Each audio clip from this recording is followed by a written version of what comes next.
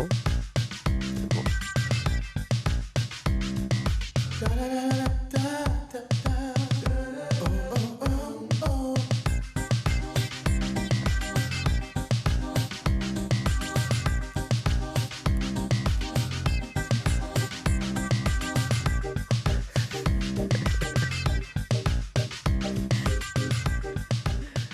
Hello et bienvenue sur IRM.radio. Il est 22h et vous êtes en direct sur l'émission Pimp My Life. Donc c'est l'émission de Dev Perso sans bullshit qui vous accompagne ce soir pendant 1 heure.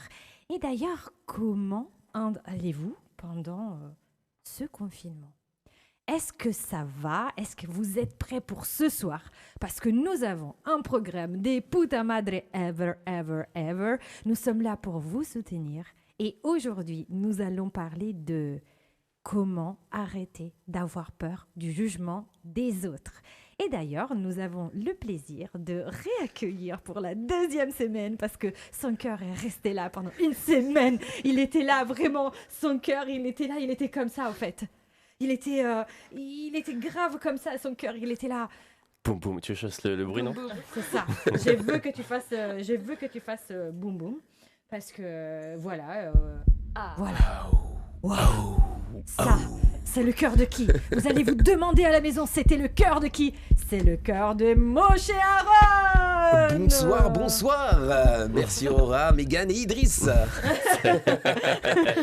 C'était quoi cette voix de fête foraine? En fait, C'est la fête foraine. attention. On aurait dit que t'as fait ça toute ta vie, tu sais, genre Mais bonsoir. j'étais disque jockey à l'époque, animateur, et j'animais des grosses soirées. Ah bah ça Donc je me fais un kiff, j'ai le droit. Non, ça s'appelle des ancrages. D'ailleurs aujourd'hui, en cours, en formation, je leur ai fait ancrage. Mais tu parlais vraiment comme ça dans les soirées? C'était la fête à la saucisse, la foire à la grenouille? Non, Est-ce que c'était tu penses que la fête à la saucisse, ça permet à la grenouille de pouvoir sauter? La danse des tongs et... Super ambiance. et la danse des sardines, parce que celle-là, elle est toujours. Ouais, c'est vrai. C'est très important d'ailleurs de faire la danse des sardines. Je pense. Et d'accord, les gars, alors du coup, avec Moshe Aaron, nous avons quand même, mis à part les sardines, nous avons aussi Idriss. Salut. Bonjour. Bonjour. Bonsoir. Et nous avons aussi Mégane. Bonsoir tout le monde. Alors, et aujourd'hui, comme je vous l'ai dit, on va parler de comment dépasser la peur des autres. On va voir donc qu'est-ce que c'est la peur? Qu'est-ce que c'est le jugement avoir peur du jugement des autres? Pourquoi ça arrive? En fait, tout simplement, il y a ici un expert, donc moi, j'aimerais bien le savoir. Et aussi, on va vous donner les clés pour arrêter d'avoir enfin peur des autres, arrêter aussi de toujours vouloir faire plaisir aux autres, parce que parfois c'est aussi parce qu'on veut beaucoup faire plaisir aux autres qu'on a peur de les décevoir si on ne va pas dans leur sens. Et du coup, on va vous montrer les techniques qui fonctionnent. Et apprendre à dire non. Et apprendre à dire non, oui, clairement aussi. Et bien sûr, enfin, on aura, comme d'habitude, la rubrique « On a testé pour vous ». Et je vais vous parler de mon expérience aux reines du shopping, avec tout ce qui a comporté aussi par rapport au bashing sur les réseaux sociaux. Et du coup, vous voyez, c'est quand même jugement des autres. Là, on est en plein dedans. Et voilà, on partagera avec vous tout ça. Est-ce que tu vas nous dire si tu as gagné ou pas? J'ai gagné, toute la France le sait. Oh, bravo. Aurora. T'as spoilé, il fallait le mettre en fin d'émission, tu vois, fallait faire un truc, tu vois. Est-ce que Aurora a gagné? On vous le dira à la fin de l'émission. Non, comme ça nous met dans le bain tout de suite. Les gars, tout le monde le sait, j'ai gagné vendredi. Là, ça veut dire qu'avec nous deux qui savaient pas. Fallait allumer la télé. Exactement. Moi, j'étais en formation, donc toute la journée concentré. Voilà, t'as une excuse. Moi, j'avais shopping. Toi, t'avais piscine. J'avais piscine. J'avais piscine. T'avais piscine. Et du coup, d'ailleurs, est-ce que savez-vous que avoir peur du jugement, c'est la 3e peur que les gens ont après la peur de la mort et la peur de souffrir. Donc, c'est vraiment quelque chose de hyper répandu. Répandu, c'est un répandu. Avec ton accent, ça passe, t'inquiète pas. Rassure-toi. On verra pas la différence. Tout est ok. Rapandu, alors c'est pas les Rapandu. C'est comme à l'émission des Reines du Shopping, j'ai dit que j'aimais bien les moules. C'est pour ça que t'as gagné d'ailleurs. Hein. C'est pour ça qu'elles ont voté pour toi. Alors, je veux dire, les mules, les chaussures. Et j'ai dit que j'aimais bien les moules. Bon, bref. Ouais, Alors, ça me fait rappeler ma maman qui parle espagnol et donc qui est espagnole et qui, tu sais, dans le poulet, il y a le cou. Et à chaque fois, elle me dit, je veux le cou. Le cou. Et bah après cette histoire de moules et de poulets, Et de coup, et du coup, on va passer justement à cette histoire de dire, voilà, on a peur du jugement, on est bloqué. On est bloqué parce que on a tellement peur que les autres nous refusent, nous rejettent, qu'on arrête de bouger, on n'agit pas. Et du coup, on ne vit pas la vie dont on rêve, quoi. Notre vie, on ne la vit pas. On reste bloqué là où on est. Alors déjà, est-ce que quelqu'un sait pourquoi on a tellement peur de ce jugement des autres? Le blanc. Non, moi je dirais j'ai une expérience puisque je suis en formation, que je forme mes élèves. Ouais. Et aujourd'hui, j'ai eu 2 personnes où c'était ça. C'était vraiment la peur du jugement. Alors elle vient vers moi, justement, je lui pose la question. Je lui dis, qu'est-ce qui se passe? Elle me dit, quand quelqu'un me fait une réflexion, je suis obligé d'aller dans le sens. Dans son sens. Donc, entre guillemets, je suis manipulé par... si ma robe, elle n'est pas belle, eh ben, elle me dit que la robe n'est pas belle, eh ben, je vais tout faire pour mettre une autre robe, changer. Et je lui dis, OK, alors qu'est-ce que c'est, ça, d'après toi? Parce qu'en PNL, on pose des questions. Si on veut avoir des réponses, on ne fait que poser des questions. Je lui dis, c'est quoi? Et là, elle dit, c'est mon image. Je lui dis, c'est quoi ton image? C'est ta valeur. Et ta valeur, c'est quoi? C'est juste ta propre estimation. Et c'est quoi une estimation de ta valeur? C'est l'estime que tu as de toi. Exactement.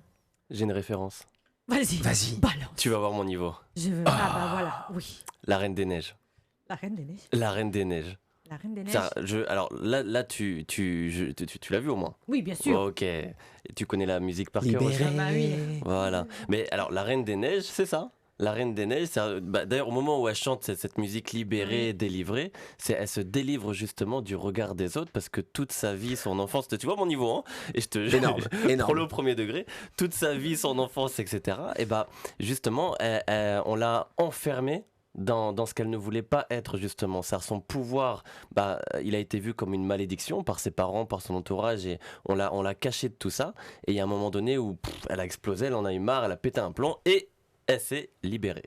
Exactement. J'en ai fait une vidéo YouTube. Ça vous plaît comme référence? Ah ouais, franchement. Ouais, c'est non, pas mais mal, en hein. plus, j'ai fait une vidéo YouTube sur l'estime de soi avec ça. Exactement au moment où elle fait libérer. Et on la voit. Et puis, je donne une explication sur l'estime de soi et la valeur. Et les étiquettes, malheureusement, que notre entourage nous met. Est-ce que d'ailleurs, tu lui ressembles un petit peu en blonde? Je pense qu'il y a Il y a un Alors, truc. il y a un Vas-y, truc. chante, Idriss, chante. Libérer. On m'a dit que j'ai ressemblé à Jasmine, mais alors à la Reine des Neiges, jamais. Ouais, Non, parce que les gens ne t'ont Ouais. pas vu en blonde. Moi, je t'ai Exactement. rencontré en blonde.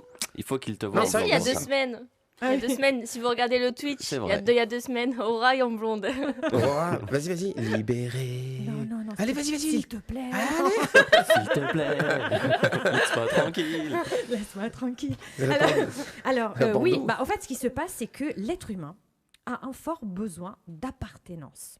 Et donc, quand on a envie... D'ailleurs, c'est le 3e besoin sur la pyramide de Maslow. Après les besoins physiologiques et les besoins de sécurité, l'homme a besoin de se sentir qu'il appartient à un groupe. Et ce qui veut dire concrètement, c'est aimer et être aimé. Et donc, c'est justement dans cette quête d'amour qu'il veut plaire à tout le monde, parce qu'il veut collecter le plus d'amour possible. Et donc, qu'est-ce qu'il fait pour plaire au plus grand nombre? Il met un masque. Et comme tu dis, là, par rapport à ce que tu viens de dire, par rapport à tes élèves d'aujourd'hui, ils vont aller dans le sens des personnes qui sont leurs interlocuteurs. Et le pire, c'est qu'en plus, tout se joue dans leur tête, c'est-à-dire que c'est eux qui décident. Et là, ce que tu as dit tout à l'heure, ils m'ont dit qu'ils se font manipuler par les autres. C'est ça, C'est magique, c'est ça. le propre même. Alors, je vais dire un mot, mais il faut le mettre entre parenthèses, s'il vous plaît. Mais le pervers narcissique utilise ça, exactement cette force de persuasion pour malheureusement manipuler ses victimes. Et c'est terrible. C'est vraiment terrible. Il y a des gens, moi je vois des gens dans mes formations, des gens extraordinaires qui se trouvent, heureusement, mais on voit après leur pouvoir. Aujourd'hui, elle me disait, j'ai peur de parler en public. Je lui dis, alors qu'est-ce qui ferait que tu parles en public? Je sais pas. Je dis, mets-toi à côté de moi, viens, on se lève. Il y avait 30 personnes devant la conversation. Je dis, tu répètes après moi. Et je commence à parler, et puis je lui dis, bah, c'est quoi ton métier? Elle me dit, marketing. Je dis, vas-y, parle de ton marketing. Et puis comme elle est passionnée, elle commence à parler. Et là, pouf, état modifié de conscience, entre guillemets, comme si l'hypnose. Et elle y va, elle y va. Et je lui dis, bah, et tout le monde la regarde. Je dis, bah, tu sais parler en public. D'un coup, la confiance, elle revient. Et l'estime, la valeur qu'elle a d'elle, remonte. Je crois qu'aujourd'hui, il faut commencer très tôt avec nos enfants à lever la valeur, leur valeur, mais vraiment ne pas leur mettre des étiquettes sur ce qu'ils sont, parce qu'ils sont purs. Ce qu'ils font, on enlève. Si on dit à un enfant imbécile, c'est pas lui qui est imbécile, c'est ce qu'il fait. Et la différence, c'est que ça se transforme, ça. Par contre, quand on met une étiquette à un enfant qui est imbécile, il va le garder, c'est presque indélébile.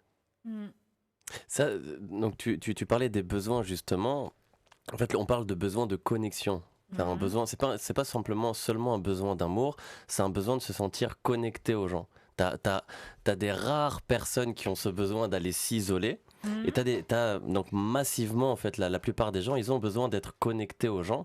Et les personnes qui ont compris ça, au 21e siècle, je le répète, ça c'est dur à dire, au 21e siècle, ils ont fait des milliards. Toutes les personnes qui ont créé des réseaux sociaux, ils ont compris justement qu'ils comblaient un besoin, c'est le besoin de se sentir connecté.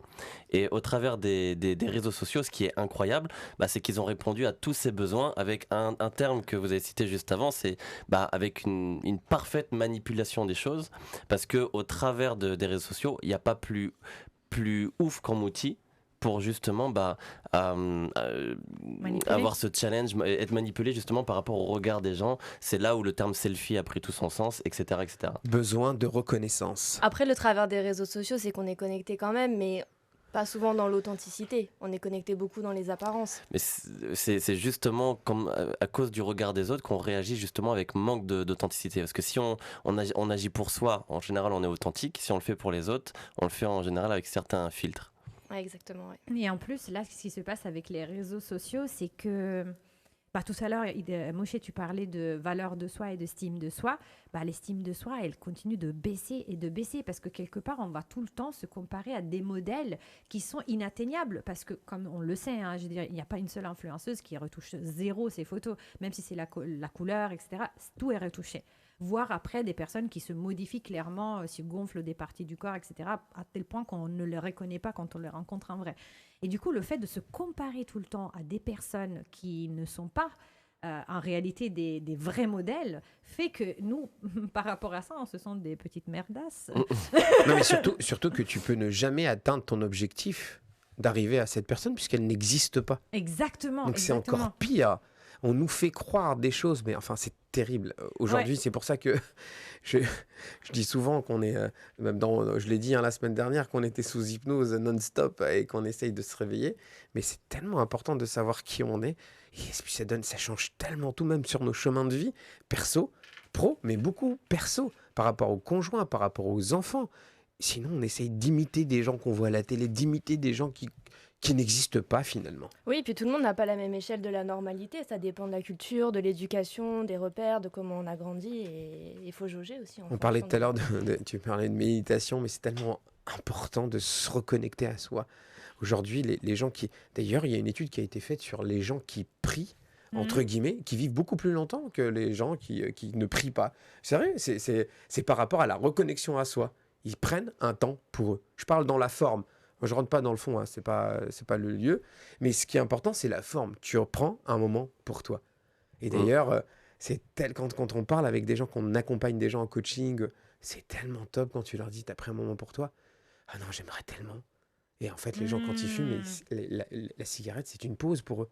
Donc ils disent, je prends un moment pour moi, c'est mon moment à moi. Mais c'est dramatique de voir à quel point les gens n'arrivent même plus à prendre 5 minutes pour eux dans la journée parfois. À nous de le créer aujourd'hui. Je pense qu'on est là et puis la radio IRM justement réveille un peu les consciences. Pimp My Life. Franchement. D'ailleurs, j'ai une question pour ça. Du coup, alors, donc, je prends ce que tu as dit, est-ce que c'est très important. Pourquoi la plupart des gens passent plus de temps à essayer de se connecter aux autres plutôt qu'à se connecter à soi-même? Parce qu'ils ont peur d'eux. Ouais, parce qu'ils ne se connaissent pas. C'est très difficile en réalité de se connaître soi-même. tu vois, le fait de se connecter à des gens qu'on admire, eh ben, c'est facile parce que quelque part, tu vas toujours dire, bah, comme ça, je vais m'améliorer. Je vais m'améliorer parce que je vais vers cet idéal-là. Donc, ils ont l'impression de bosser sur eux, mais en réalité, ils fuient ce qu'ils sont. Ils ne se connaissent pas. Et le pire, c'est qu'ils vont élire, en fait, des personnes qui sont différentes d'eux en tant que modèle. Et le problème de ça, c'est que, bah, concrètement, j'ai écouté cet après-midi un podcast de Brooke Castillo, qui est la prof au fait, de l'école que je suis en train de suivre en certification de coaching. Et elle disait, bah, les gars, si on est une pêche, on reste une pêche. Pourquoi on veut devenir des pommes? On va être une pomme pourrie. C'est une belle métaphore, ouais. Non, mais moi, je fais un exercice, si vous voulez, en direct. Ouais. Là, non, mais c'est un exercice une pêche. qui est, ben, justement, qui est pas très simple à faire. D'ailleurs, à chaque fois que je le dis, il y en a qui me disent, non, je n'arrive pas. Moi, je propose à tous les auditeurs là, qui sont avec nous de se mettre à côté d'un miroir et de se regarder. Et juste de regarder son visage dans le miroir. Déjà, c'est pas si simple de se regarder des yeux dans les yeux. Il y en a, ils vont sursauter. Ouais, mais déjà, il y en a qui vont pas vouloir parce qu'ils ont peur d'eux. Et la deuxième chose, d'apprendre à s'aimer, de dire « je t'aime ». Et je peux vous assurer que j'aimerais bien avoir le retour dans les YouTube ou de tout le monde sur les réseaux. Dites-moi ce que vous entendez, ce qui se passe à l'intérieur de vous quand vous vous regardez. D'abord, si vous arrivez à vous dire « je t'aime » et dites-vous « je t'aime ». Mais le pire des regards, en général, c'est les regards que chacun a sur soi. Alors, je dirais, nous, on a ce qu'on appelle les métaprogrammes en PNL. Ce sont les filtres avec lesquels nous communiquons. On a tous des filtres établis par aussi notre environnement socio-culturel dans lequel nous avons évolué et grandi, qui nous impriment d'informations, malheureusement, des fois négatives, envers nous-mêmes, alors que ce sont simplement les dires des copains, les dires des parents, les dires des cousins ou des cousines, qui disent « ouais, mais t'es con, ah, t'es grosse ». Et puis ça s'imprime. Un enfant, ça imprime. Et je dis, quoi, je suis ça. Et pour peu qu'il n'y ait pas de réconfort après, ah, je suis comme ça, ah, je suis comme ça. Et ça reste très longtemps. Et en plus, aujourd'hui, comme on disait, les gens ne prennent pas le temps, parce que ça fait peur aussi de se mettre face à un miroir, comme tu dis, et quelque part de voir qu'est-ce qui va pas, et qui on est vraiment, parce que ce qu'on voit pourrait aussi nous effrayer. Souvent, quand on a quelque chose qu'on n'accepte pas de nous-mêmes, on essaie de le cacher. Tu vois, t'as pas envie que les autres le sachent, parce que quelque part, ça joue pas à ta faveur. Donc, c'est plus facile, quelque part, de porter un masque, parce que le masque est plus consensuel, et ça va faire que les gens t'aiment davantage. Mais il faudrait pas, pour rebondir par rapport à ce que tu dis, il y a une citation que j'adore, je me souviens plus de qui elle est, mais ça dit « N'ayez pas peur d'admettre que vous n'êtes pas parfait, c'est le fil fragile de nos imperfections qui nous relie les uns aux autres. » Et je trouve ça tellement vrai, en fait, ça rend les relations beaucoup plus authentiques. C'est vrai. J'ai une autre référence. Oui. Promis, on sort de Disney. Est-ce que Jedi. Je sais pas si Obi-Wan. On pourrait le jeu de dames. C'est un très gros succès récent de Netflix. Ah oui, la rousse avec cheveux courts qui joue aux échecs. Tu l'as vu? Non, j'ai pas encore vu, mais. Alors déjà, je vous le recommande parce que c'est intense, c'est numéro 1 en France en ce moment là. Je leur fais un peu de pub. Et justement, tu le verras, j'ai pas fait tous les épisodes encore, c'est une mini-série, mais dès les premiers épisodes, tu la vois, ça commence quand elle est enfant, puis adolescente et jeune femme.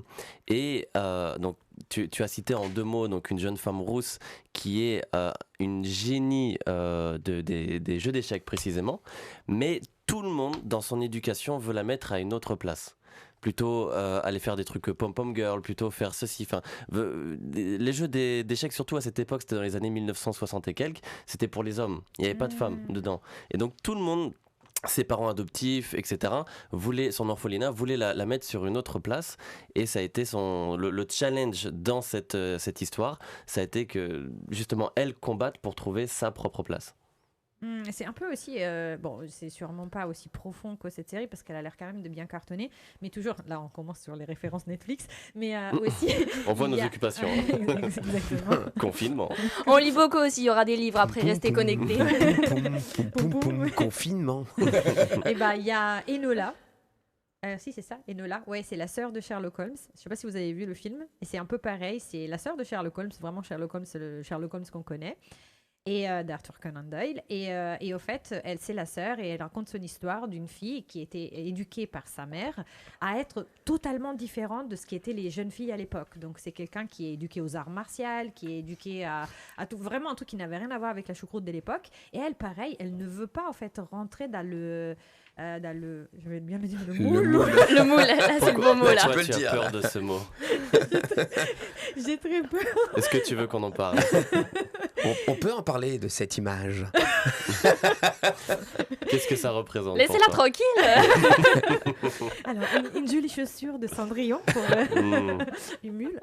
Donc, ouais, donc elle a très peur. Et puis après, au final, elle arrive à se réaliser. Mais elle fait un truc très marrant. Alors, oui, d'ailleurs, viens, je vais poser la question à Moshe parce qu'elle fait un truc très marrant. Elle sait qu'on l'attend sur certains critères. Et ça, c'est pourrait être le cas aujourd'hui des gens. On sait qu'on les attend sur certaines études ou des choses comme ça. Et du coup, qu'est-ce qu'elle fait? Elle garde son authenticité, mais elle se transforme en ce que la société veut d'elle, mais juste en apparence. C'est-à-dire qu'elle ne va pas changer. Elle dit, bon, vous voulez que je porte des crinolines et des jupes longues? Je vais le porter. Mais gare à toi, si tu t'approches, je t'en prends un revers, je te mets par terre. Et du coup, elle ne renonce pas du tout à sa personnalité. Elle est tantôt garçon manqué. Elle continue de changer pendant le film. En fait, tantôt elle est en jupe, tantôt elle est en pantalon. Parce que concrètement, quand ça l'arrange, en fait, c'est comme si elle manipulait la société pour dire ok. Mais c'est ce qu'on fait, fait souvent. Je pensais que tu allais dire elle se sabote. Ah non, elle se sabote Mais pas. non, au c'est contraire. génial. Mais je trouve ça génial. Et ça prouve une chose, un peu de lumière dans cette obscurité. Non, mais on a les ressources, en fait, en nous. Ouais. Il suffit juste de bien les diriger. Et ça, franchement, c'est super comme exemple parce que c'est exactement ce que je pense que tout le monde devrait faire.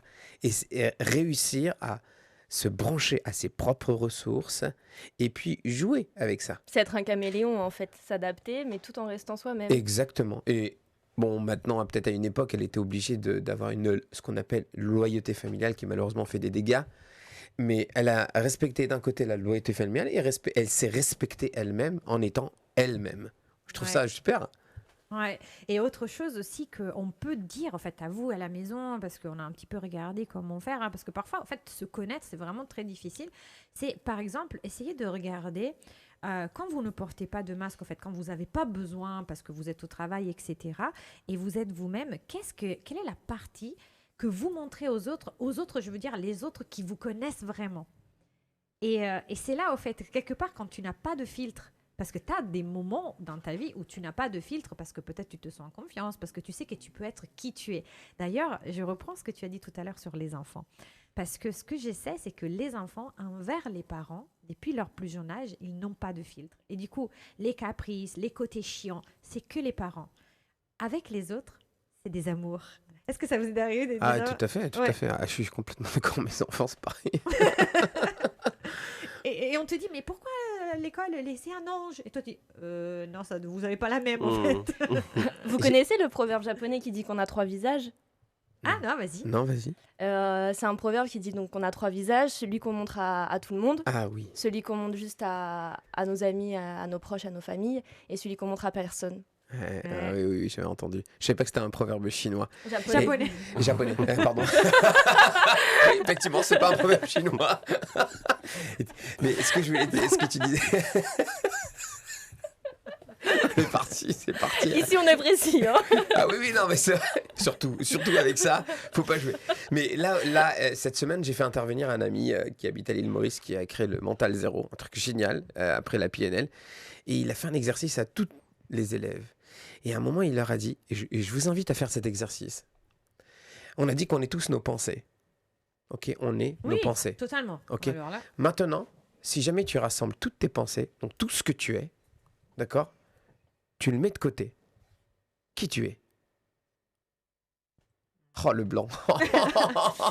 Qui es-tu? Ouais, mais c'est un travail à faire. C'est pour ça que je vous le dis à la radio. Pensez-y. Et là, c'est un point zéro. C'est un point. Et même quand vous enlevez les pensées, qui vous êtes et qu'est-ce que vous ressentez? Qu'est-ce qui se passe? On a eu des réponses extraordinaires. Vraiment. Il y en a un qui a répondu le néant. oh là. Non, tu vois, le néant, pour toi, ça t'a fait oh là. Ouais. Et d'un coup, et je lui ai dit, alors Frédéric lui a dit, mais ok, c'est quoi le néant pour toi? Qu'est-ce que tu ressens? C'est quoi à l'intérieur? Il me dit, je suis rempli. Ah, c'est le grand bleu, en fait. Et en fait, il était plein. Comme quoi, nos pensées ne sont pas nous, réellement. Malheureusement, ils nous embarquent sur des rivages qui ne sont pas les nôtres. Je sais pas, moi je suis pas totalement d'accord. C'est-à-dire que les pensées que tu ne automatiques, parce que tu sais, il y a toujours notre cerveau qui est en arrière-plan. Tu qui ne peux continue pas de ne pas penser. Exactement. Ça, oui, je suis d'accord avec toi. C'est pas nous. Par contre, une pensée consciente, moi je pense que c'est toi en fait. Tu vois, c'est l'idée, c'est de ramener tout à la pleine conscience. Et si tu arrives à ramener et à contrôler. Attention. Tu as dit conscient et pleine conscience. Il y a une différence. Parce que la conscience et la pleine conscience, c'est le point zéro. C'est là, tu es là. Ouais. Mais il n'y a pas de passé, il n'y a pas de futur. C'est maintenant. Très difficile. Méditation, c'est de la pleine conscience. Ouais. Avoir conscience de quelque chose, c'est pas la même chose. Tu n'arrives pas à ce point zéro. Tu n'arrives pas à t'amener jusqu'à là. Justement, et c'est là où les pensées, elles viennent, elles fusent. Elles fusent avec ton passé, elles fusent avec ton futur, elles fusent avec tes traumas. Et c'est ce qui fait que tes pensées sont, entre guillemets, toi, qui fait que tu deviens négatif sur toi. Tu as un auto-sabotage, tu as des jugements sur toi qui te descendent. Tu peux aussi contrôler ces pensées. Et si c'était si facile. Alors, c'est le travail du coach, le travail du thérapeute, de l'amener à ça. Et j'espère que tout le monde y arrivera un jour. Et franchement, je le souhaite. Ouais, mais ça dépend de la source aussi.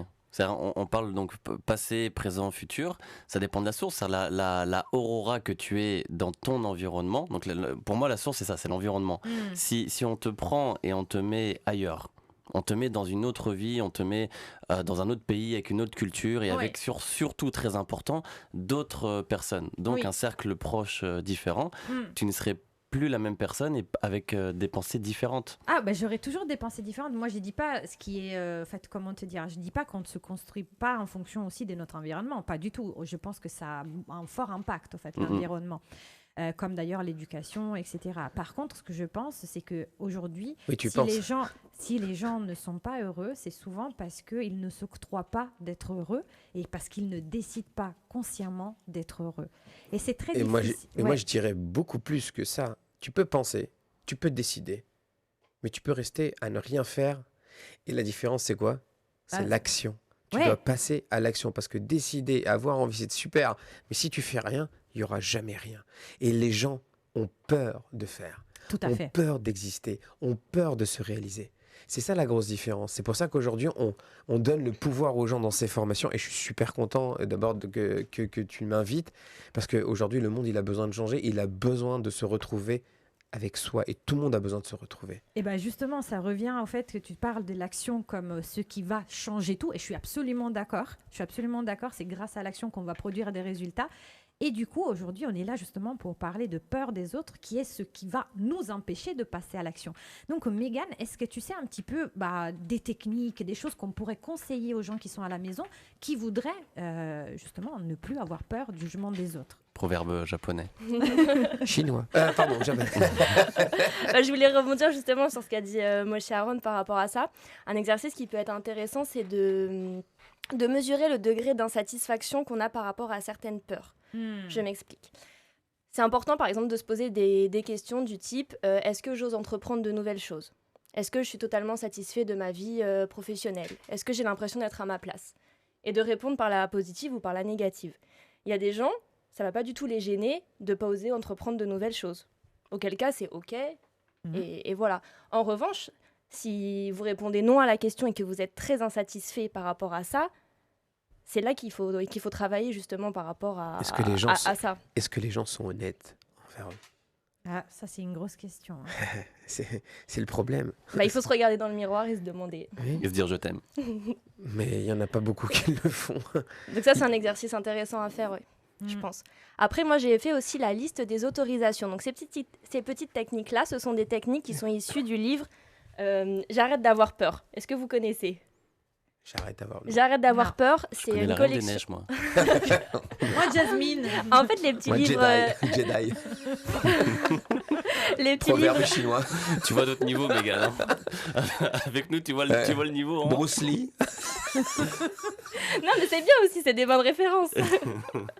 Les petits livres J'arrête 2, ce sont des petits livres de la collection Erol, qui sont des programmes sur 21 jours. Donc j'arrête d'avoir peur, j'arrête de me juger, j'arrête de râler sur mes enfants. Il y a plein de petits thèmes. Et il y a la liste des autorisations dans le livre « J'arrête d'avoir peur ». Donc typiquement, le lundi matin, vous vous écrivez tout ce que vous avez le droit de faire. Vous vous autorisez plein de choses. Donc moi, je vais écrire, par exemple, j'ai le droit de sortir démaquillée. J'ai le droit d'aller à la boulangerie maquillée. C'est pas possible. Non, mais par rapport, Attestation. dans l'esprit de la peur du jugement des autres, j'ai le droit de sortir avec des tongs. J'ai le droit. Attestation. Bon, tu peux écrire j'ai le droit de sortir sans attestation. J'ai le droit de sortir avec une doudoune jaune fluo. J'ai le droit de me mettre au premier plan. Non, pas jaune fluo. Tu fais ce que tu veux, tu fais ta liste Oui, mais si tu veux. tout sauf jaune, s'il te plaît. Avec une citation japonaise. On va pas laisser tranquille Mégane ce soir. Et en fait, se faire cette propre liste-là, ça se permet de se donner confiance et de se mettre au premier plan et de se dire, bon, bah voilà, c'est OK. Cette semaine, je vais agir comme ça, parce que je me suis donné le droit de le faire. Et tant pis si ça plaît pas aux autres. Tu t'es permis quoi, toi? Bah, je me suis permis de sortir démaquillée, je me suis permis de sortir avec une doudoune rose fluo. Et en léopard. Je me suis permis...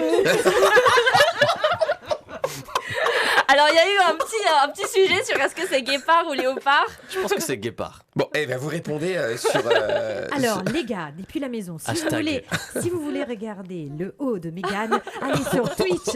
Sur Twitch, on est en direct live sur Pimp My Life et vous allez nous dire dans les commentaires, est-ce que c'est On veut guépard, savoir. Guépard, réponse léopard. A, ou léopard, réponse B. À partir de combien d'auditeurs elle déboutonne le haut léopard? Non, il n'y a pas de ça. Mais autorise-toi. Non, je m'autorise pas. Je m'autorise. L'audience, Mégane, l'audience. Oui, Après le autorise-toi. jogging d'Aurora, on a le haut de Mégane, c'est ça? Oui. Exactement. Donc je vous conseille cette liste des autorisations, en fait. Ça va vous donner confiance en vous et ça va amoindrir le regard des autres. Intéressant. Est-ce que toi, Moshe, est-ce que tu aurais aussi des choses que tu pourrais conseiller, peut-être des techniques de PNL ou de méditation, je ne sais pas, pour que les gens arrivent à dépasser cette peur des autres? Alors, je vous ai donné plein d'exercices déjà ce soir, mais il y a un truc hyper intéressant à faire. C'est, je leur ai fait ce soir à la fin, avant de partir, je leur ai demandé de... Bon, aujourd'hui, c'était le travail. Quel synchro. De faire un travail et de s'imaginer, dans le futur, la meilleure version de soi-même. Prenez un temps, prenez des grandes respirations profondes, vous fermez les yeux et vous vous imaginez. Dans une semaine, un mois, pas plus, court terme, la meilleure version de vous-même. Je peux t'assurer qu'il y a beaucoup de gens qui ont du mal à le faire parce que ils croient pas en eux, donc ils vont pas. Et je les oblige à faire. Et on voit les sourires commencer à décoller à droite, à gauche.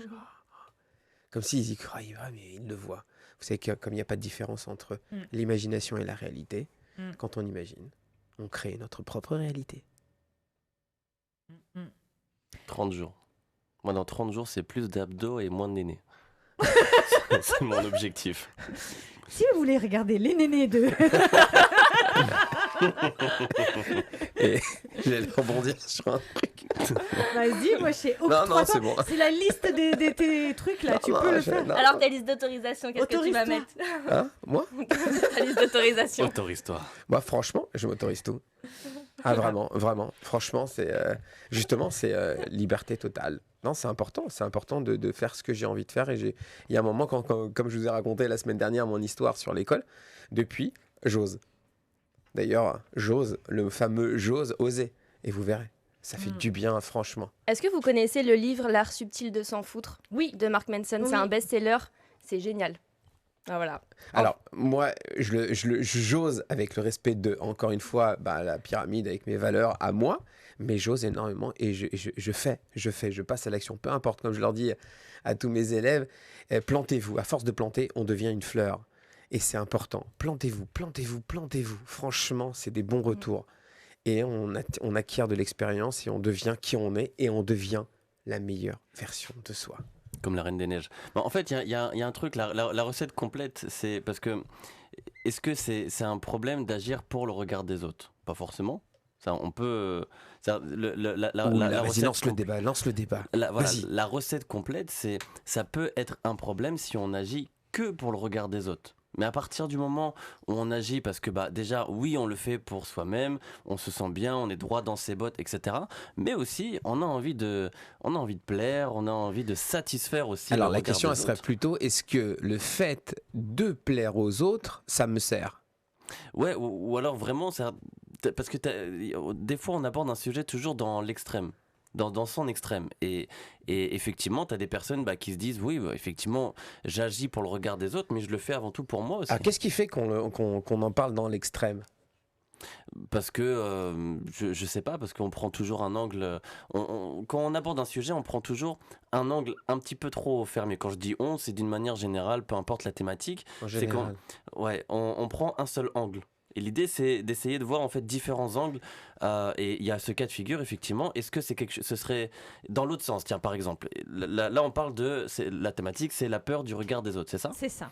Euh, Est-ce que on peut pas prendre ça dans l'autre sens, et est-ce que ça pourrait ne pas être quelque chose de positif plutôt au contraire, Alors, si on y ajoute un autre S'il ingrédient? n'y avait pas autant de pourcentage de gens qui n'ont pas d'estime de confiance en eux à cause du regard des autres, je te dirais ouais. Mais alors je le prendrais pour le jeu, mais aujourd'hui malheureusement il y a un énorme pourcentage de personnes qui n'ont pas confiance à cause de l'image des autres, à cause de l'étiquette qu'on leur a mise. Alors encore une fois, je peux aller dans ton sens parce que c'est toujours intéressant et moi c'est toujours des challenges. Et tu as raison, on peut toujours le prendre dans le positif parce que ça peut aider des personnes d'aller dans le sens de l'image de l'autre. Ça peut le motiver à justement avancer, à se construire. Et là je suis d'accord.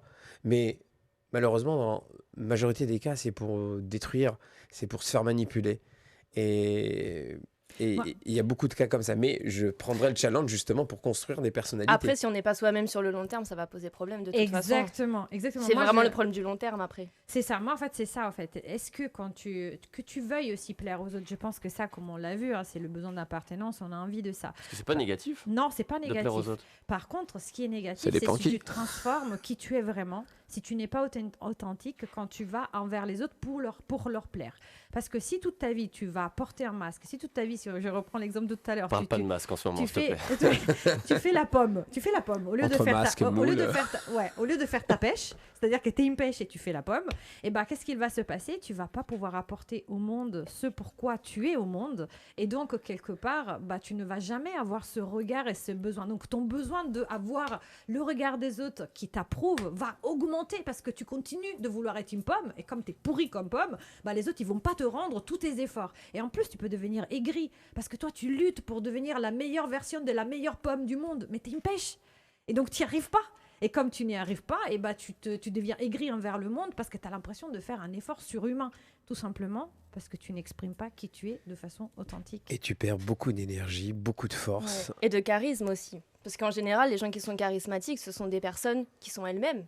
Elles n'ont pas cherché forcément à plaire aux autres. Si on prend des acteurs comme Gérard Depardieu ou Serge Gainsbourg, ils sont eux-mêmes, ils cherchent pas forcément à plaire, ils sont charismatiques, qu'on les aime ou qu'on les aime pas. On va pas aller aussi loin que ça. Comme je vous disais, j'étais clown avant et ça me permettait de mettre un masque. Et ça m'a permis d'exister, ça m'a permis aussi d'être qui je suis aujourd'hui. Parce que sans ce masque, j'aurais pas trouvé ma confiance en moi. J'aurais pas existé. J'aurais pas été aimé de tous ces enfants qui ont vu l'animateur et le directeur de colo, qui était un masque au départ. Pour être honnête, mais ça m'a construit. Donc là, c'est vrai de plaire aux autres. Mais ça m'a construit, ça m'a dit, tiens, regarde, en mettant un masque, t'es quelqu'un. Enlève, essaye. Et peut-être qu'ils vont t'aimer. J'ai enlevé, j'ai essayé, et ils m'ont aimé. Alors, je vais rebondir sur ce que tu viens de dire, parce que toi, tu as porté ça, j'imagine, dans le cadre de ton travail, parce que tu as été clown à un moment. Et moi, quand j'étais jeune, en fait, j'ai aussi porté un masque à l'adolescence, parce qu'en fait, j'étais... Alors, je vais revenir sur le ton des moules, mais j'étais... Là, je vais vous expliquer pourquoi. On a Parce que peur. j'étais un ton, et un ton, en italien, on dit cozza. Et cozza, ça veut dire moule. C'est-à-dire qu'en italien, si tu veux dire que t'es moche, tu dis que t'es une moule. Voilà. Mm. Alors qu'en français, on dit t'es un ton. D'où vient ton problème avec les moules? Exactement, exactement. Et donc en fait, comme j'étais un ton, je me soignais pas, je prenais pas soin Mais de qui moi. t'a dit que Ouais, c'est ce que t'étais j'allais qui t'a dit poser- que c'est t'étais ce un que- ton? C'est ce que j'allais poser comme question. Non, c'était du coup, c'était vraiment un fait. C'est-à-dire, c'était un fait avéré à tel point. Je vous dis juste un exemple, vous allez comprendre. Ma T'as fille- des photos? Alors, pas sur moi, mais oui, j'en ai. Et en fait, par exemple, ma fille, elle a regardé la classe, en fait, la photo de classe de quand j'étais en 6e. Elle regarde la photo de classe et je lui dis, vas-y, cherche maman. Et là, elle regarde et tout, et elle cherche Elle te pas trouve moi. pas. Elle t'a pas reconnu? Elle me trouve pas. Et donc, je lui dis, bah, tu m'as pas trouvé. Elle m'a dit, maman, je te vois pas du tout. Par contre, celle-là à gauche, c'est vraiment un ton, quoi. Et toi c'était moi. Donc, voilà. Comme quoi, non, mais vraiment, j'étais vraiment un ton, c'est-à-dire vraiment garçon manqué, habillé comme un plou dégueulasse, avec les lunettes en amande, ou c'est en forme de... Moi, j'ai des photos ici. J'étais vraiment manque de confiance. Voilà, quoi. Je vous montre. Alors, on montre à la caméra. Alors, Ah, mais attends. vraiment, c'est pas moi, quoi. J'ai peut-être été un ton. Mais après, personne n'a la même tête quand on est enfant, quand Non, on est mais là, ado, on a là, tous... Attends, franchement. parce que là, il y a un truc. Ça veut dire, attends, tu estimais être un ton. C'est-à-dire, il y avait des gens aussi, enfin, tu Ah oui, bon, on me subissais le le disait. regard des Et autres. c'est dur comme D'accord. mot, un ton. Mais, Ah ouais, mais ouais. attends, on arrive sur un truc. Et donc, ça a été quoi la réaction? Exactement, c'est pour ça que je voulais rebondir sur ce qu'il a dit avec le clown, parce qu'à un moment, il y a mon meilleur pote, parce que je m'entendais énormément bien avec les garçons, comme ils me prenaient pour l'un d'entre eux, si tu veux, il n'y avait pas de problème, tu vois. Mais par contre, quand c'était pour me dire que j'étais mignonne, bah, de toute façon, toi, t'es un ton, genre, c'était un acquis, tu vois. Et donc, un jour, il y a mon meilleur ami qui vient me voir et qui me dit, écoute, tu ressembles à une starlette de la télé, là. Ah bon?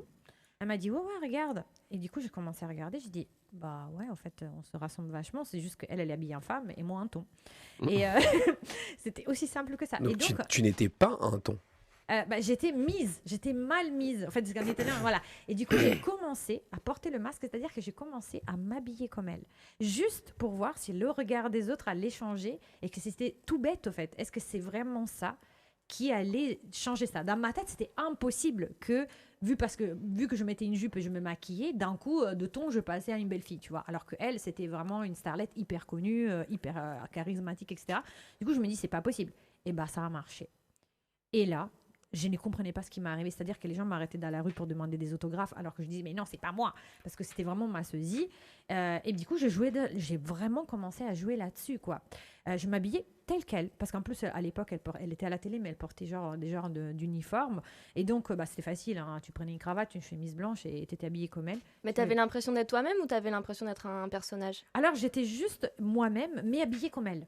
Tu vois, moi, j'ai pas changé mon attitude, j'ai pas changé ce que je disais, j'ai pas changé ma façon de parler. J'ai juste changé mon côté esthétique. C'est la seule chose que j'ai changé. Et d'un coup, le regard des autres a totalement changé. Donc maintenant, vous comprenez pourquoi aujourd'hui, moi, j'en suis arrivée à devenir image stratégiste, donc à conseiller les femmes. Parce que parfois, quand on dit aux gens, mettez-vous devant le miroir, dites-vous que vous aimez, et que les gens ont tellement une piètre estime d'eux, c'est très très difficile de les faire changer, de le faire le reframing et qu'elles se regardent de haut et qu'ils prennent de recul par rapport à qui elles sont. Par contre, quand on va les transformer physiquement, c'est juste un déclencheur. Et là, elles commencent à s'ouvrir, elles commencent à se dire tout ce qu'il y a derrière ce changement physique qu'elles n'arrivaient pas à voir. Mais dès qu'elles voient que, en fait, c'est possible, elles vont avoir exactement le même raisonnement que j'ai eu moi quand j'ai eu 16 ans, en portant le masque, c'est-à-dire le déguisement entre guillemets de cette personne qui était très connue. Et quand j'ai vu que le regard des autres, je dis on peut y jouer là-dessus. Mais cette animatrice télé, c'était peut-être elle le ton, dans le sens où c'est très important.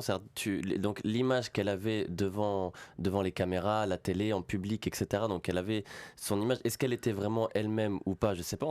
Je sais pas qui est la personne, donc peu importe. Mais t'as beaucoup d'artistes et de personnalités publiques tu les vois qui brillent à la lumière, qui sont incroyables. Et quand ils rentrent à la maison et qu'ils referment la porte derrière eux, qu'il n'y a plus le regard des autres, ils se sentent hyper mal avec eux-mêmes. T'en as beaucoup qui finissent dans la drogue, etc. Parce que ils passent très peu de temps avec eux-mêmes, beaucoup de temps avec énormément de regards des autres, puisque c'est des personnalités publiques, encore une fois.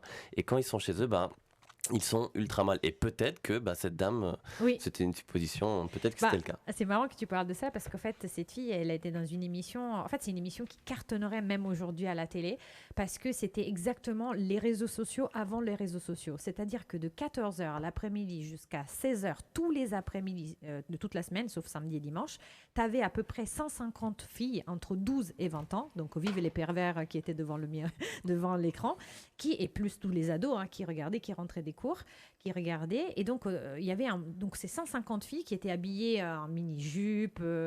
Parfois, elles allaient dans la piscine. Elles faisaient des jeux à la télé, tu vois. Genre, elles se trompent, pam, seau d'eau sur la tête. Elles étaient toutes mouillées, etc. Donc, il y avait toujours la double lecture. Il y a pour les pervers et il y en a pour les ados.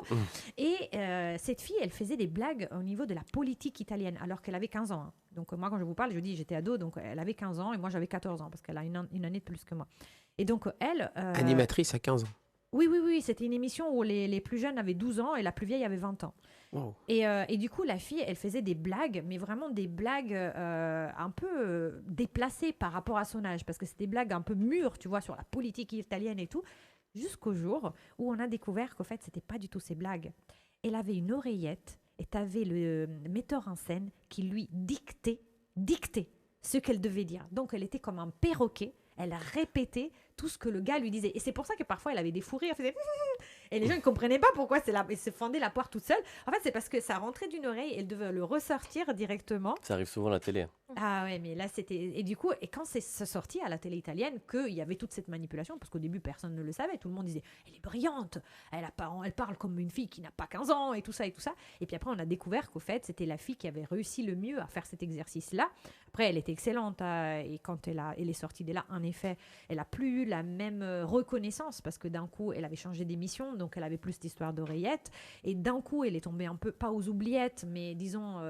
voilà, et là, elle a fait une grosse dépression nerveuse, etc. Après, elle s'est retrouvée, maintenant elle est actrice, donc il n'y a pas de problème, vraiment. Mais c'est vrai qu'il y a eu ce moment-là où elle n'était pas elle-même non plus. Oui, c'est un cas qu'on retrouve très très souvent justement chez les personnalités publiques qui n'arrivent pas à maîtriser ça justement. T'arrives pas à gérer ce succès même. Ouais, ça arrive très très vite. Le succès, ça se gère. Hein. C'est pas évident. Hein. Ouais, tu te retrouves avec le regard des autres et t'as des managers, t'as des Et là, on arrive dans l'extrême. Et là, on arrive dans l'extrême. Effectivement, l'image de l'autre, la peur de l'image de l'autre, le succès. Il faut savoir gérer le succès. Après, je pense qu'il faut partir du principe aussi que les gens ont toujours un avis sur tout, tout le temps. Par exemple, qu'on soit trop gros, trop mince, trop ceci, trop ceci, trop cela, pas assez ceci. Tout à fait. Partons du principe que les gens ont toujours un avis sur tout et que de toute façon, on ne pourra jamais satisfaire tout le monde, tout le temps. Je pense qu'on accepte mieux qui on est. D'ailleurs, les plus grands youtubeurs, ils apprennent à se prendre des premières claques quand il y a les premiers commentaires durs. Et là, ça y va, quoi. Donc, soit le gars, il a confiance en lui, il tient bien, il dit, je m'en fous de ce que tu dis. Mais au départ, tout le monde a dit, départ, c'est dur, tu te prends des damnés, des critiques. En même temps, on sait très bien que quand on critique, c'est qu'on n'est pas capable soi-même de faire quelque chose. Mais après, si tu n'as pas des fondations solides de ce que tu penses et d'estime de toi, c'est compliqué. Hein. Tout à fait. Ça, c'est l'histoire de l'âne. L'âne avec le papa et son fils. Ah, vas-y. Je connais pas cette histoire. C'est encore Disney, ça?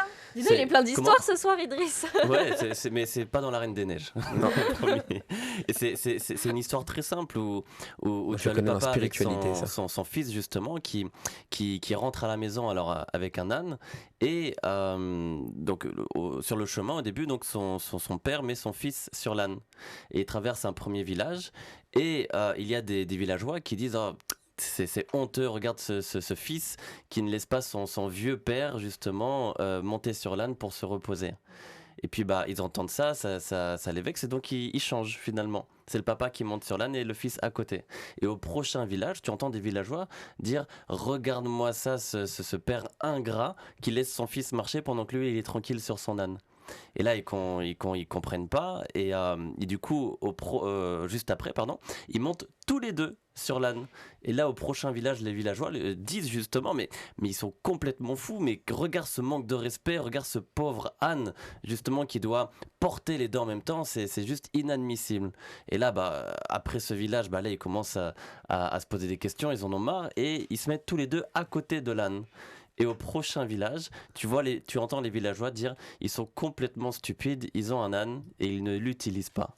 Ouais, comme quoi, en fait, il y en a toujours qui auront quelque chose à dire. C'est ça, quoi que tu fasses, tu auras toujours des personnes pour juger. Peu importe la lumière que tu cherches dans le regard des autres, d'abord cherche ta propre lumière avec ton propre regard. À partir du moment où tu es bien avec toi, peu importe les commentaires positifs ou négatifs, tu pourras danser avec. Donc c'est à toi de te construire, à toi de dépasser toutes ces critiques. Justement, les critiques, plus tu en as des critiques, plus ça veut dire que tu es bon. Mais c'est vrai, hein, c'est connu. Hein.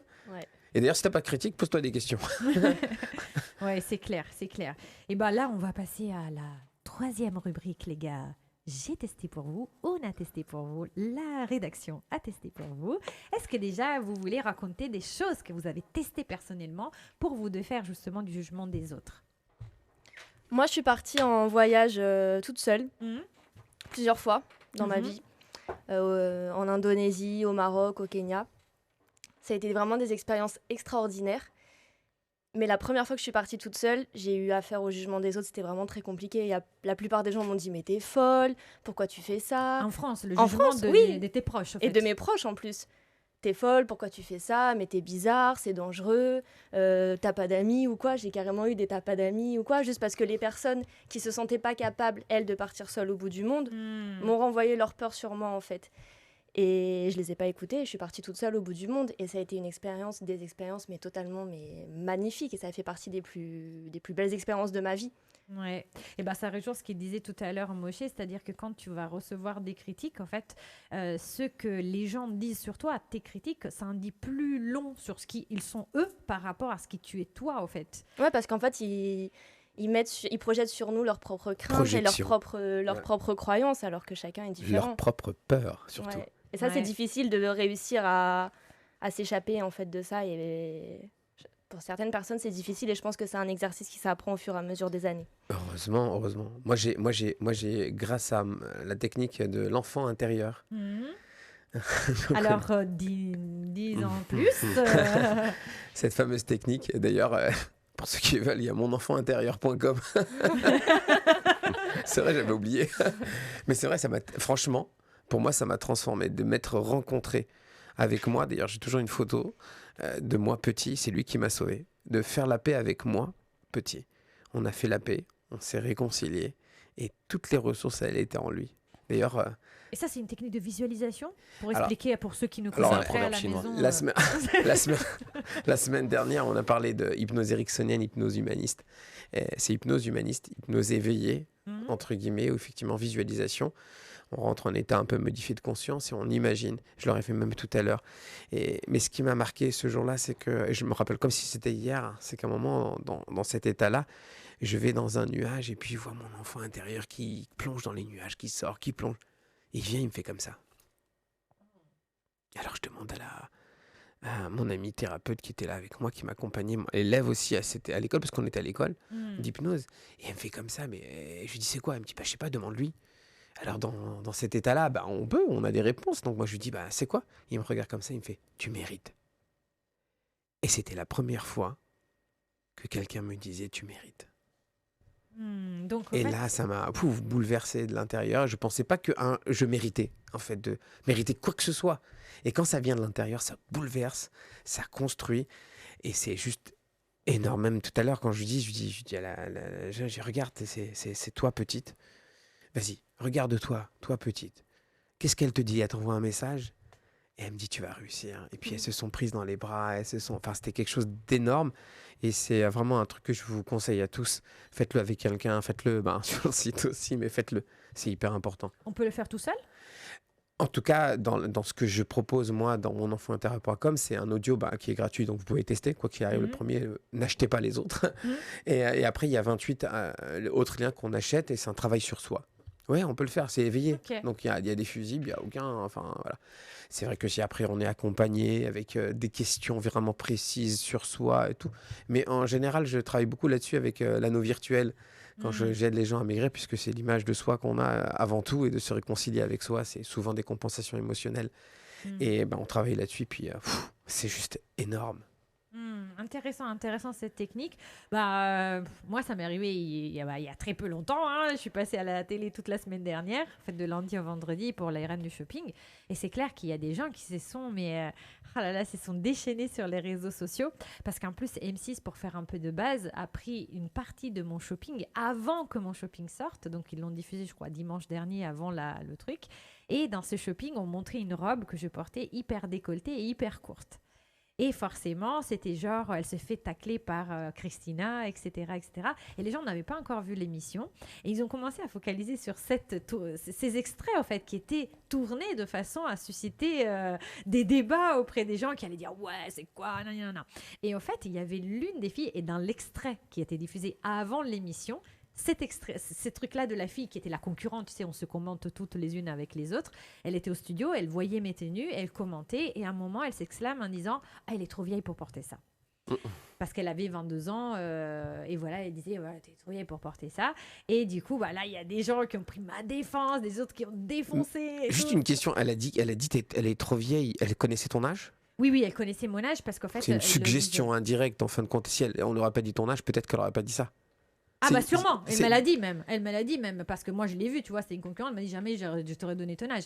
Mais comme il l'avait affiché, et en fait, je pense qu'elle avait aussi, comment te dire, il y avait sa maman qui avait un âge qui était semblable au mien, tu vois, du coup... Du coup, je pense que ça a posé un putain de problème.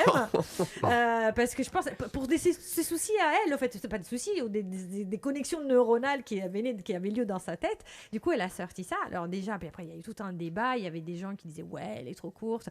Des gens qui disaient, ah non, mais franchement, son âge, non, c'est pas vrai. Des gens qui lui ont balancé, tu fais plus vieille qu'elle. Il y a eu tous mes élèves d'une école de luxe qui sont partis au créneau pour me défendre. Et elle s'est fait défoncer, alors que j'ai dû calmer les jeux. J'ai dit à mes élèves, les gars, arrêtez, parce que moi, je le savais pas, ils me le disaient pas, moi, ils allaient directement la défoncer à elle, tu vois. Du coup, ils se sont fait tous bloquer. Non, mais c'est un truc de ouf ce qui s'est passé. Et en fait, il y a ce bashing. Alors, j'imagine, moi, je suis juste passée une semaine à la télé. T'imagines les influenceurs qui ont 1 million, 2 millions, 3 millions de followers, les youtubeurs dont vous parliez tout à l'heure, eux, ils doivent se faire défoncer faut être tous prêt. les jours. C'est ce que je te dis, il faut être prêt pour avoir comme ça une image. C'est pas simple. C'est pas simple.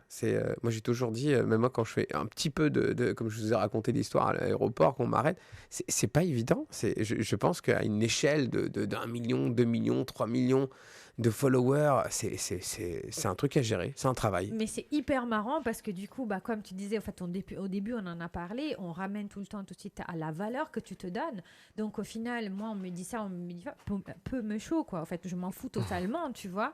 Je m'en fous. Et par contre, après aussi, l'autre technique, c'est ce que tu disais, toi, Mégane, c'est de reconsidérer un petit peu le jugement des autres, parce que les autres, ils peuvent se tromper.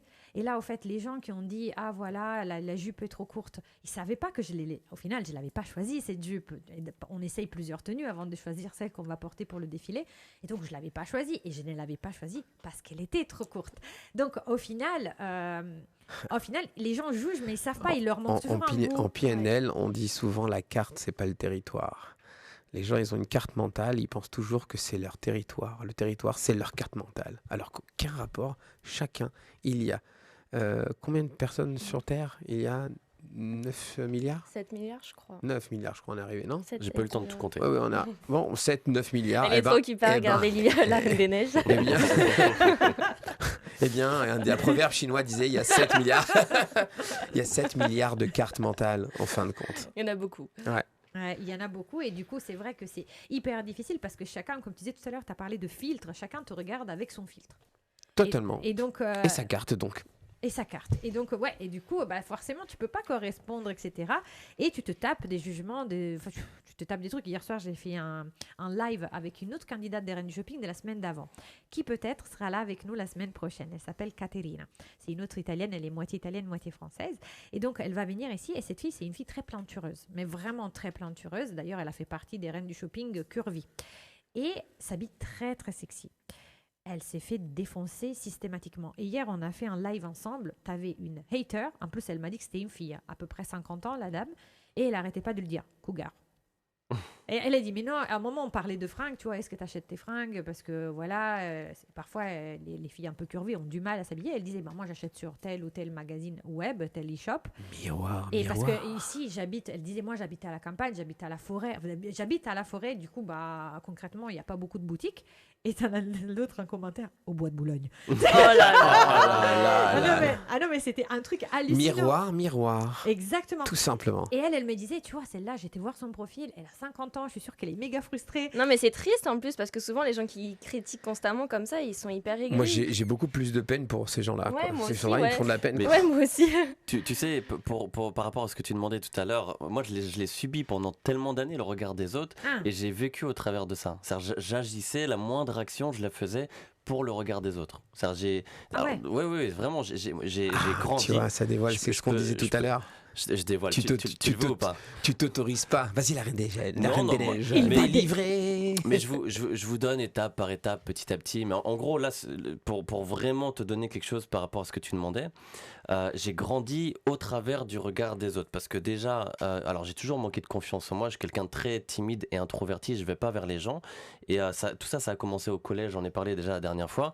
Où j'ai commencé à me transformer dans mon attitude, ma manière de faire, l'idée d'être un sale gosse, etc. par rapport au regard des autres. Et tout ça, ça a continué. C'est-à-dire même par la suite, quand j'ai commencé à grandir, quand j'ai commencé à travailler, et mes moindres faits et gestes, ils étaient pour le regard des autres. Il y a un peu plus de 10 ans en arrière, j'ai commencé à entreprendre, j'ai ouvert un magasin de vêtements. Et ce magasin de vêtements, le premier truc qui m'intéressait, c'était pas le résultat, c'était ce que les gens allaient en penser, tu vois. Ah, l'idée c'est cool, l'idée c'est... putain, j'ai entrepris, tu vois. Et j'adorais me satisfaire des retours des autres.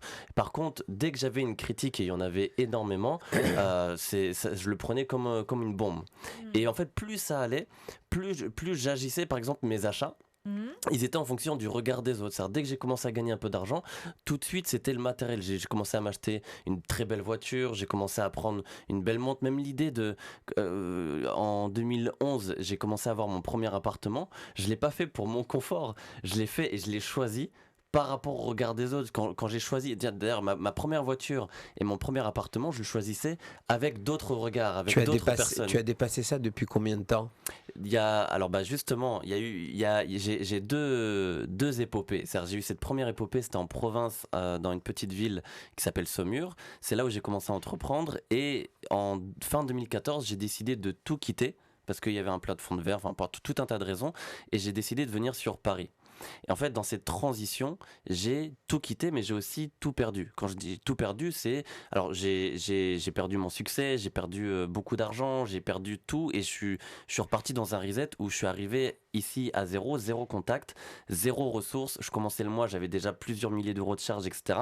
Donc, moins, plus de choses qui brillent, et du coup, le regard des autres avait disparu. C'est-à-dire, déjà, il n'y avait plus personne. Ceux qui étaient là autour de toi, etc., il n'y avait vraiment plus personne. J'étais tout seul. Et en fait, pendant un an et demi, j'ai vraiment commencé en fait, ma carrière parisienne en bouffant la poussière. Et c'est dans cette solitude où j'ai commencé à me retrouver avec mon propre regard et à commencer à m'intéresser à ma propre connexion. Et c'est là où ça a tout changé parce que depuis, grâce à Dieu, j'ai fait des choses, j'ai bâti des choses, mais je le fais pour moi, je m'intéresse aux résultats, je ne prends pas en compte le regard des autres, je ne peux que m'en satisfaire, c'est juste une conséquence, mais ça arrive à la fin. Donc il y a eu un avant-après. Exactement. Et là, tu vois, tu as utilisé au fait ce qui est des techniques qui sont très justes, c'est-à-dire que première chose, tu t'es retrouvé avec toi-même, donc tu as passé du temps avec toi-même.